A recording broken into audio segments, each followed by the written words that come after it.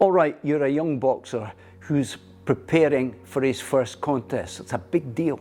I know how it feels. I mean, not only your first contest, you feel it just about every contest you're about to go into. What is that? It's nerves. But the nerves can also turn into fear. It's obvious you're going to be nervous. You might even be scared because it's a big deal. You know, you arrive at the venue, you don't know quite what to expect. You're thrown into a changing room where all the boxers are. Some of them are confident, they're swaggering around, they're wearing their headphones, they're playing music.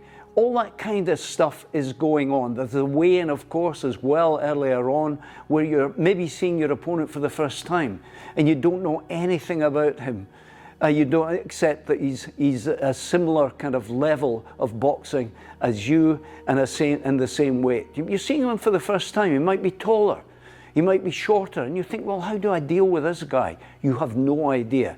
But the key thing is, do not let your nerves suck away your energy, because you're going to need every ounce of energy going into this first contest. Well, it might not be your first contest, because you're going to be feeling this way, you know, down the road for several contests perhaps.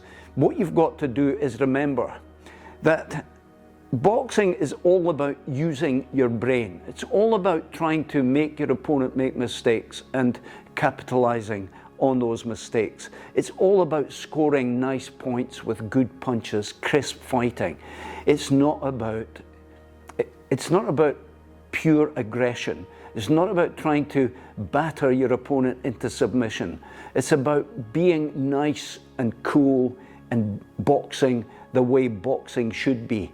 Not being caught, using your jab. Don't be trying to introduce punches that you've never properly perfected.